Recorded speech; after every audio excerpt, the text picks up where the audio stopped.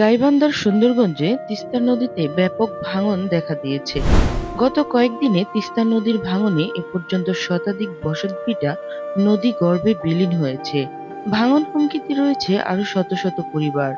নদী গর্ভে চলে গেছে শত বিঘা জমির ধান, পাট, ভুট্টা, সবজি সহ নানান ফসলের ক্ষেত। ভাঙন আতঙ্কে শেষ সম্বলটুকু আঁকড়ে ধরতে নির্ঘুম রাত কাটাচ্ছেন নদী পাড়ের বাসিন্দারা। নদী তো অনেক দূর আছে, আমার মাথা ধরে গেছে। মাইসের ভিতর যখন যাওয়ার আগে মাইসের জায়গা দেয় না, জমিন দেয় না, আমরা কি করি খামু? সরেজমিনে উপজেলার কাপাসিয়া ইউনিয়নের ৩ নং ও ৪ নং ওয়ার্ডের গ্রামগুলোতে ব্যাপক ভাঙনের চিত্র দেখা যায়। অনেকে অভিযোগ করে বলেন, ভাঙন এলাকাগুলোতে সরকারিভাবে কেউ খোঁজ খবর নিচ্ছে না। সুন্দরগঞ্জ উপজেলার তারাপুর, বেলকা, হরিপুর, চণ্ডীপুর, শ্রীপুর ও কাপাসিয়া ইউনিয়নের উপর দিয়ে প্রবাহিত তিস্তা নদী। প্রতি বছর তিস্তায় পানি বাড়ার সাথে সাথে শুরু হয় নদী ভাঙন, চলতে থাকে বছরব্যাপী।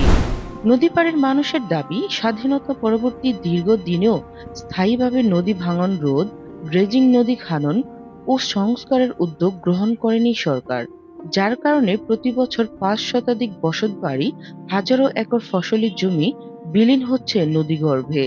সরকার কোটি টাকা খরচ করে ব্লক জিও ব্যাগ এবং জিও টিউব ফেলেও ভাঙন ঠেকাতে পারছে না। আমরা গরিব মানুষ, আমার জায়গা জমিন নাই, আমার ঘর তুলে একটা স্থায়ী নাই। আমরা ভাত কিনে খাই সবাই মিলে, আমরা কড়াই স্থায়ীটা নিমু। সে চিন্তাটা যদি আপনারা না করেন, আমার কেটা করবে? এই জিনিসটা যে এইভাবে যে ভাঙ্গি জানাইছে, আপনারা তো দেখেন না, করেন না। আমার বুদ্ধি কি, এই বাচ্চা কাচ্চা নিয়ে আমরা যাবো কোথায়? নদীর সব পূর্ণ গেছে, বিঘা বাড়ি তো পদ হচ্ছে, ভুট্টা বাড়ি, পাট বাড়ি করে খাইছিল, তাইও তো চলে গেছি। এখন কি খায় বাঁচবো আল্লাহ ছাড়া জানি না। পাট পাঁচ দিয়ে ভাঙি গেছে, বাড়ি বাস্ত সম্পূর্ণ ভাঙি গেছে। আমাদের কোথায় থাকবো এটা আমার থান নাই। এখনো ভাঙি গেছে। এখন ওই গ্রামের আসলো ২২০-৩০ ঘর, তার মধ্যে এখন বর্তমান ২০-৩০ ঘর আছে, আর সম্পূর্ণ চলে গেছে। এখন বলি এখন ওখানে যাবো না যাবো, এখন আশ্রয় নাই আমার, আর কি আপনার কাছাকাছি আমি। উপজেলা নির্বাহী অফিসার রাজকুমার বিশ্বাস মুঠোফোনে বলেন, ভাঙন কবলিত এলাকা পরিদর্শন করা হয়েছে। এখন পর্যন্ত সরকারি শুধুমাত্র ১০টি পরিবারকে শুকনো খাবার দেওয়া হয়েছে। তবে পানি উন্নয়ন বোর্ডের তত্ত্বাবধানে জিও ব্যাগ ও জিও টিউব ফেলা হচ্ছে। এ বিষয়ে জানতে উপজেলা প্রকল্প বাস্তবায়ন কর্মকর্তা মোহাম্মদ মশিয়ার রহমানের অফিসে গিয়ে তাকে না পেয়ে একাধিকবার ফোন দিলেও তার সঙ্গে যোগাযোগ করা সম্ভব হয়নি।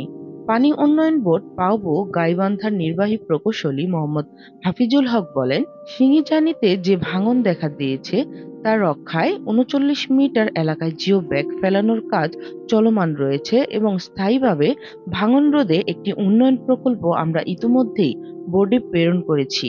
আশা করি চলতি সপ্তাহে তা বোর্ডে অনুমোদন হবে। Desk report, CNI news 24।